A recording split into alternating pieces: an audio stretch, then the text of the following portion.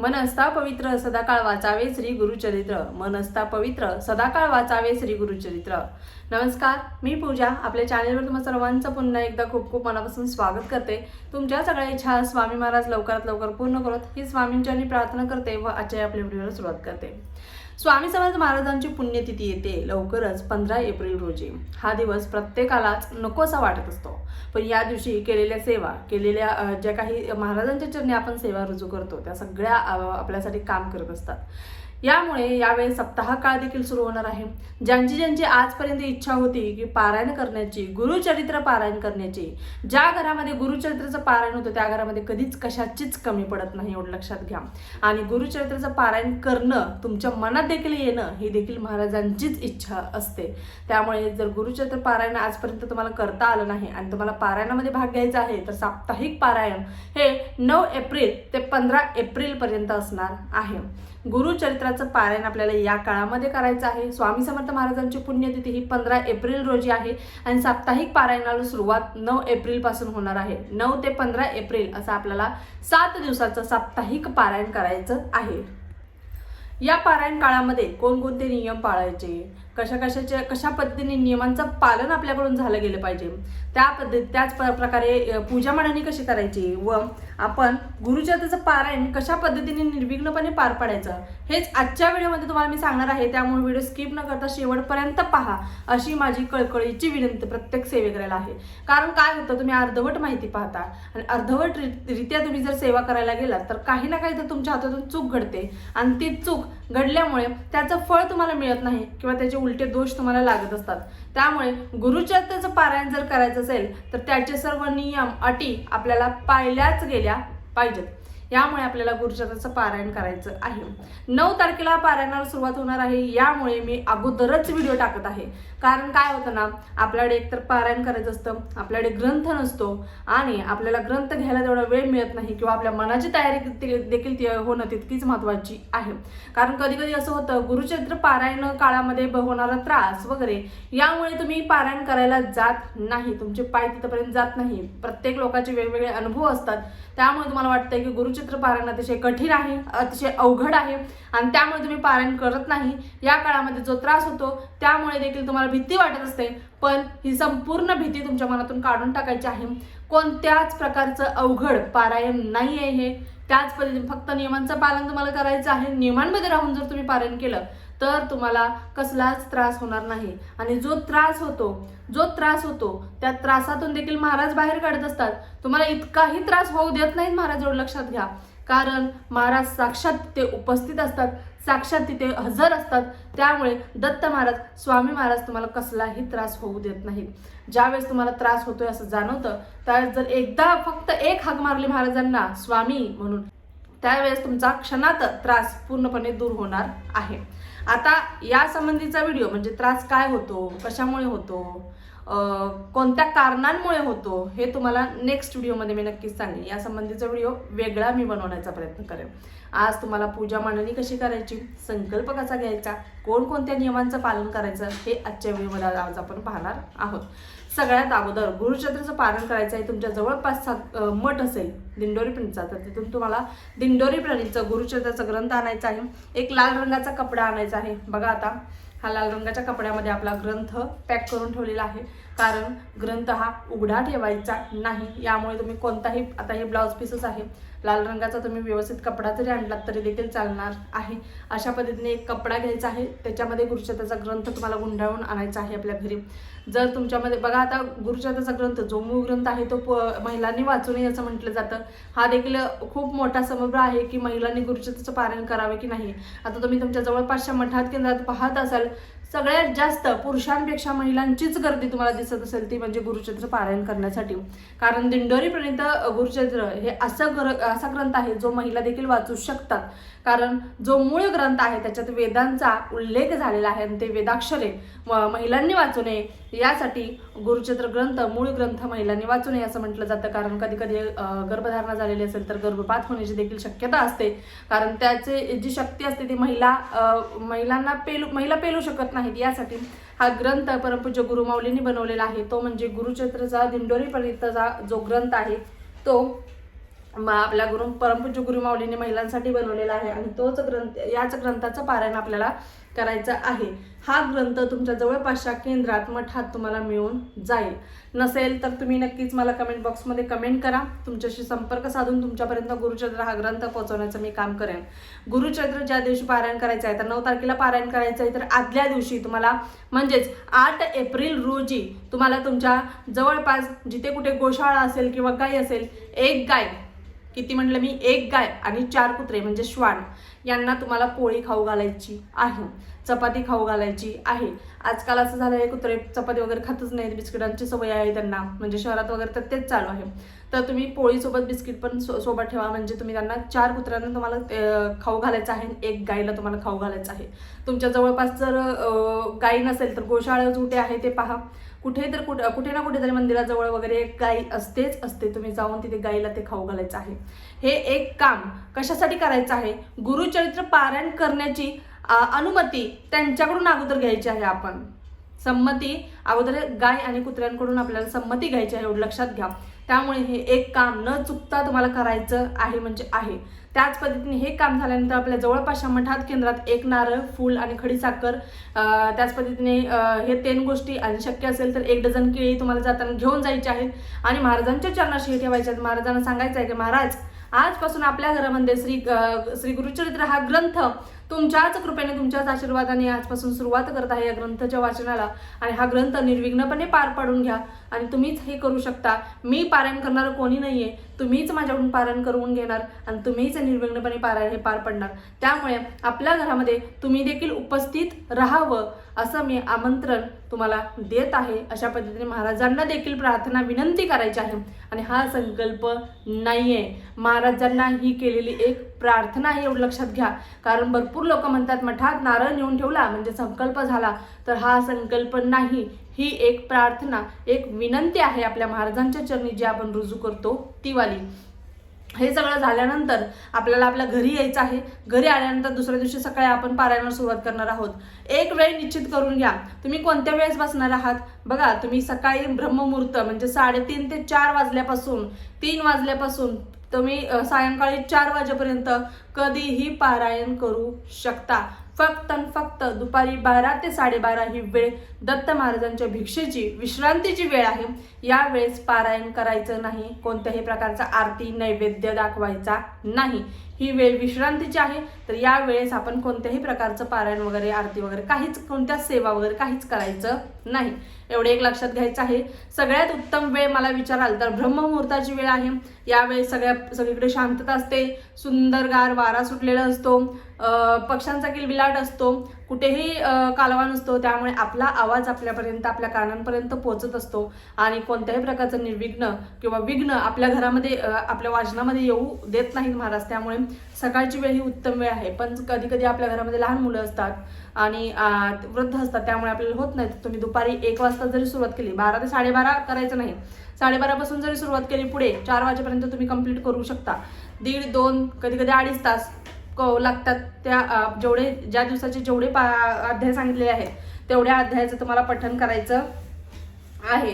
अशा पद्धतीने तुम्हाला पारायणाला सुरुवात करायची आहे. पारायणाला सुरुवात करण्या अगोदर पूजा मांडणी करायची आहे. पूजा मांडणी करताना तुम्हाला पूजा मांडणी तुमच्या पूर्व किंवा पश्चिम दिशेकडे तोंड करून लावायची आहे, किंवा उत्तर दिशेला जरी लावलीत तरी देखील चालणार आहे. पण भरपूर लोक म्हणतात की मग ते पूजेचं तोंड दक्षिणेकडे होतं, तसं चालेल का? चालेल, पण काही हरकत नाही. दक्षिण दिशेला चुकूनही तुम्हाला पूजा मांडणी करायची नाही, तर फक्त पूर्व आणि पश्चिम दिशेला तुम्ही पूजा मांडणी करू शकता. पूजा मांडणी जिथे करणार आहात ती जागा स्वच्छ गोमूत्राने पुसून घ्यायची आहे. आपलं घर संपूर्ण गोमूत्र वगैरे, हळद वगैरे टाकून पुसून घ्यायचं आहे. घराला देखील घरात स्वच्छता ठेवायची आहे. गुरुचित्र पारायण करण्याच्या अगोदर आपल्या घरातली थोडी झाडझूड, जळमट काढायचं आहे. त्याच पद्धतीने पूजा मांडणी करताना पाटावरती एक पिवळ्या रंगाचं वस्त्र अंतरायचं आहे. कलश मांडणी करायची आहे.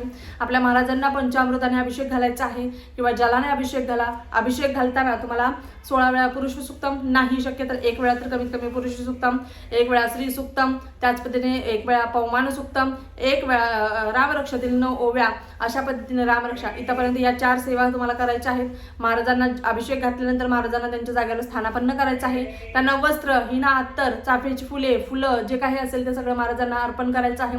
धूप दीप अगरबत्ती लावायची आहे. गणपती बाप्पाच्या सहाय्याने आपण आशीर्वादाने करणार आहोत. तर सगळ्यात अगोदर गणपती बाप्पाची देखील तिथे पूजा मांडणी करून घ्यायची. पाटावरती गणपती बाप्पांना देखील स्थानापन्न करायचं आहे आणि नंतर रांगोळी वगैरे बाजूला काढायची आहे आणि तुम्हाला सुरुवात करायची आहे. पारायणाच्या पोथीखाली देखील तुम्हाला आसन ठेवायचं आहे. याच्या खाली तुम्हाला लाल रंगाचा कपडा देखील ठेवायचा आहे. ज्यावेळेस तुम्ही वाचनाला सुरुवात कराल त्या वाचून झाल्यानंतर गुरुचरित्राची पोथी तुम्हाला उघडी ठेवायची नाही, झाकून व्यवस्थित ठेवून द्यायची आहे. त्याच पद्धतीने बघा वाचनाची वेळ जसं की तुम्हाला सांगितलं मी, वाचनाची वेळ काय ठेवायची आहे. पहिल्या दिवशी तुम्हाला किती अध्याय वाचायचे आहेत बघा. त्याच्या अगोदर संकल्प कसा घ्यायचा. तुमच्या उजव्या हातामध्ये तुम्हाला अक्षता, थोडंसं हळदी कुंकू, एक फूल आणि थोडंसं पाणी ठेवायचं आहे. तुमचं नाव, तुमचं गोत्र बोलायचं आहे. तुम्ही कशा निमित्त किंवा कोणत्या कारणासाठी गुरुचरित्राचं पारायण आपल्या घरामध्ये करणार आहात ते कारण महाराजांना सांगायचं आहे आणि हे निर्विघ्नपणे पार पडण्याची विनंती कृपा महाराजांना करायची आहे आणि तामणामध्ये हातावरून पाणी खाली सोडून द्यायचं आहे.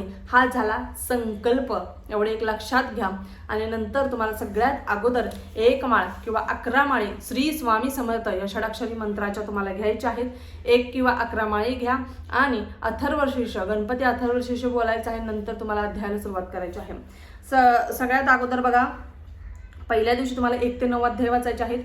या सगळं गुरुचरित्र पोथीमध्ये सगळं दिलेलं आहे. तुम्हाला नियम अटी वगैरे सगळं काही दिलेलं आहे. याच्यानुसारच मी तुम्हाला माहिती देते. दुसऱ्या दिवशी तुम्हाला 10 ते 21 अध्याय वाचायचे आहेत. तिसऱ्या दिवशी तुम्हाला 22 ते 29 वाचायचे आहेत. चौथ्या दिवशी 30 ते 35 अध्याय वाचायचे आहेत. पाचव्या दिवशी 36 ते 38. सहाव्या दिवशी 39 ते 43 अध्याय वाचायचे. सातव्या दिवशी 44 ते 53 अध्याय तुम्हाला वाचायचे आहेत. असे तुम्ही 7 दिवसात हे अध्याय हे पारायण कंप्लीट करू शकता. आता हे सगळं झालं. वाचन झाल्यानंतर तुम्हाला नैवेद्य, जो काही नैवेद्य तुम्ही केला असाल तो नैवेद्य तुमच्यासाठी, म्हणजे आता गुरुचरित्र पारायण काळात जेवणाचे देखील नियम आहेत. त्या जेवणाचे नियम म्हणजे पारायण काळात आपण काय खाऊ शकतो, काय नाही खायचं या संबंधीचा व्हिडिओ देखील लवकरच आपल्या चॅनेलवरती नक्कीच येईल. आणि तेच जेवण जे स्वतःसाठी तुम्ही बनवलं आहात तेच नैवेद्य म्हणून महाराजांना अगोदर दाखवायचं आहे, नंतर तुम्ही खायचं आहे. नैवेद्य आरती सकाळची 10:30ची एक आरती करायची आहे तुम्हाला आणि नंतर संध्याकाळी एक आरती करायची आहे. झोपण्या अगोदर न चुकता विष्णू सहस्त्रनाम तुम्हाला ऐकायचं आहे किंवा श्रवण करायचं आहे किंवा बोलायचं आहे. झोपण्या अगोदर ज्या काही चुका झाल्या विष्णू सहस्त्रनामाच्या पठणाने दिवसभरामध्ये तुमच्याकडून चुकून एखादी चूक जरी घडली असेल, हातातून तुमच्या पायाखाली जर मुंगी जरी चिरडली असेल तर त्याचं देखील पाप लागत असतं आपल्याला. यासाठी झोपताना आपल्याला विष्णू सहस्त्रनामाचे पठण करायचे आहे. ज्यामुळे तुम्हाला कोणत्याही प्रकारचं पाप तुमच्या हातातून घडलं जरी असेल तर ती क्षमा तुम्हाला माफी मिळत असते. यासाठी विष्णू सहस्त्रनाम झोपताना आवर्जून बोलायचं आहे. महाराजांना मुजरा करायचा आहे आणि तुम्हाला झोपताना डाव्या कुशीवर झोपायचं आहे. आता नियम अटी काय आहेत बघा. पारायणाला बसण्या अगोदर सगळ्यात अगोदर तुम्हाला तुमची मासिक पिरियडची डेट कोणती आहे हे चेक करायचं आहे. जर या काळामध्ये जर तुमची डेट असेल, तुम्हाला माहिती असतं आपले दिवस तारीख आपली कधी कधी 4 दिवस पुढे जाते, कधी कधी 4 दिवस आधी येते, तर यानुसार आपण पारायणाला बसायचं आहे. पारायण काळामध्ये जर मासिक पिरियड्स आले तर पारायण हे अर्धवट सोडून चालत नाही. कोणाकडून तर ते संपूर्ण पार पाडूनच घ्यावं लागतं किंवा ते बंद करून चालत नाही. इतर सेवांसारखं हे नाही आहे की 4 दिवस स्किप करा नंतर सुरू करा. नाही, तुम्हाला हे पारायण कंप्लीटच करावं लागतं. तुमच्या घरातील इतर व्यक्तीकडून तुम्हाला कंप्लीट करावंच लागतं. सुतक वगैरे आलं तर कोणत्याही ब्राह्मणांकडून किंवा पंडितजीकडून किंवा तुमच्या जवळपासच्या शेजाऱ्यांकडून मित्रमैत्रिणींकडून तुम्हाला ते पारायण कंप्लीट करून घ्यावंच लागतं. ते अर्धवट सोडून चालत नाही. घरात दुःखद घटना जरी घडली असेल तरी देखील ते पारायण अर्धवट सोडून चालत नाही. ते कंप्लीट करून घ्यावंच लागतं आणि त्यांच्या इच्छेविरुद्ध देखील ते पारायण तुम्हाला करून चालत नाही. यासाठी देखील हे नियमांचं पालन करा. घरामध्ये गर्भवती स्त्री आहे, तुम्हाला माहिती आहे आता डिलिव्हरी होणार आहे, तरी देखील तुम्ही पारायणाला बसता तर ही एक चूक करू नका. कारण आपल्याला बघा विटाळ असतो, त्या विटाळामध्ये तुम्ही आवर्जून पारायण करायला घेऊ नका. त्यामुळे बघा अशा वेळेचं पारायण अर्धवट सोडून चालत नाही. म्हणून तुम्हाला मी या नियमांचं पालन तुम्हाला सांगत आहे. त्याच पद्धतीने पारायण चुकूनही घ्यायचं नाहीये, बाहेरचं काही खायचं नाहीये, काही प्यायचं नाहीये. घरातून बाहेर जाताना स्वतःची पाण्याची बॉटल स्वतः जवळ ठेवायची आहे. आता गरमी वाढली आहे त्यामुळे न पाणी घेता घराच्या बाहेर पडू नका. कारण पारायण काळामध्ये पारायणाचा दोष आपल्याला खूप जास्त प्रमाणात लागत असतात. त्यामुळे पारायण आपल्याला घ्यायचं नाहीये, कोणाच्या हातचं खायचं नाहीये, कोणाच्या हातचं पाणी प्यायचं नाहीये. एवढी एक गोष्ट लक्षात ठेवायची आहे. त्याच पद्धतीने झोपण्याची जागा बदलायची आहे. जिथे तुम्ही पूजा मांडणी केली आहे तिथे तुम्हाला झोपायचं आहे. शक्यतो डाव्या कुशीवर झोपण्याचा प्रयत्न करायचा आहे. गादीवर बसायचं नाही. खुर्चीवर बसलं तर चालतं. भरपूर लोक खुर्चीचा देखील नियम पाळतात, पण भरपूर लोकांना गुडघ्याचे प्रॉब्लेम्स असतात. तुम्ही खाली बसू शकत नाही, तर तुम्ही खुर्चीवर बसून देखील पारायण वाचू शकता. आणि बसताना जे आसन घेणार आहात ते आसन तुम्हाला शेवटपर्यंत तेच आसन ठेवायचं आहे. तुमच्या ज्यावेळेस तुम्ही पारायणाला बसतात तुमच्या बाजूला एक आसन ठेवायचं आहे. दत्त महाराजांसाठी, आपल्या महाराजांसाठी एक आसन ठेवायचं आहे. एक गोष्ट विसरू नका. आणि तिथे एक पाण्याने भरलेलं तांबे एक ठेवायचं आहे. तुम्हाला ही एक गोष्ट करायची आहे. त्याच पद्धतीने बघा, या 2 गोष्टी झाल्यानंतर तुम्हाला पारायण काळामध्ये तुम्ही कोणाच्याही घरचं खाणार नाही, बरोबर. मांसाहार पूर्णपणे वर्ज्य. ब्रह्मचर्याचं पालन चुकूनही टाळायचं नाहीये. ब्रह्मचर्याचं पालन कडकडीत आपल्या घरामध्ये झालंच गेलं पाहिजे. धूम्रपान, मद्यपान हे संपूर्णपणे बंद झालं पाहिजे. बघा, ब्रह्मचर्याचं पालन म्हणजे नवरा बायकोमध्ये कोणत्याही प्रकारचे संबंध नसले पाहिजेत. तुम्हाला ती जागा सोडायची आहे. ज्या जागेला तुम्ही रोज झोपता ती जागा सोडून तुम्ही दुसरीकडे झोपायचं आहे. अशा पद्धतीने या सर्व नियमांचं आपल्याला कडकडीतपणे पालन करायचंच आहे. या गोष्टी लक्षात ठेवा. आता खाण्याचे कोणते नियम आहेत, कोणकोणत्या भाज्या खायच्या, कोणत्या भाज्या नाही खायच्या, या संबंधीचा व्हिडिओ नेक्स्ट नक्कीच बनवणार आहे. त्यामुळे आपले चॅनेलवरती तुम्ही सबस्क्राईब करा. सबस्क्राईब केलं असेल पण बेल आयकॉन दाबले नसेल तर नक्कीच बेल आयकॉन दाबा, म्हणजे सगळे व्हिडिओ तुमच्यापर्यंत वेळच्या वेळ पोहोचले जातील. अशा पद्धतीने गुरुचरित्राचं पारायण करण्याची इच्छा असेल तर प्रत्येकाने करायचं आहे. भ्यायचं नाहीये. नियम जास्त कडक नाहीयेत. ज्या नियमांचं सांगितलेलं त्या नियमांचं फक्त पालन करायचं आहे बस. बाकीचं कोणत्याही गोष्टीकडं कोण काय सांगतं भरपूर लोक घाबरवतात आपल्याला, तर घाबरायचं बिलकुल नाहीये. महाराजांवरती विश्वास ठेवायचा आणि पारायणाला सुरुवात करा. ते पारायण निर्विघ्नपणे पार पाडण्याची जिम्मेदारी महाराजांवरती असते. महाराज स्वतः तुमचं बोट पकडून तुम्हाला संपूर्ण पारायण ते स्वतः करून घेत असतात, लक्षात ठेवा. त्यामुळे पारायण काळात कोणत्याही प्रकारचा त्रास झाला किंवा कोणी सांगत असेल नाही बाबा ना भरपूर कठीण असतं, अवघड असतं, पारायण काळात हे होतं ते होतं, कोणाचंही ऐकायचं नाही. इकडून ऐकायचं, इकडून सोडून द्यायचं. फक्त विश्वास आपल्या महाराजांवरती ठेवायचा आहे आणि पारायणाला बसायचं आहे. काही देखील होत नाही, कोणत्या प्रकारच्या अडचणी येत नाहीत. अजून देखील तुमच्या काही शंका असतील तर नक्कीच कमेंट बॉक्समध्ये सांगा. या संबंधीचे अजून भरपूर व्हिडिओज आपल्या चॅनलवरती नक्कीच येणार आहे. आता व्हिडिओ खूप मोठा झालेला आहे, त्यामुळे व्हिडिओ स्किप न करता शेवटपर्यंत पाहत जा. आणि आपल्या चॅनलवरती नक्कीच तुम्ही आपले व्हिडिओज आवडत असतील तर नक्कीच लाईक, शेअर व सबस्क्राईब करत जा. पुन्हा एकदा व्हिडिओ अशाच एका नवीन व्हिडिओसोबत, तोपर्यंत झालेली सेवा स्वामींच्या रुजू करते. श्री स्वामी समर्थ. धन्यवाद.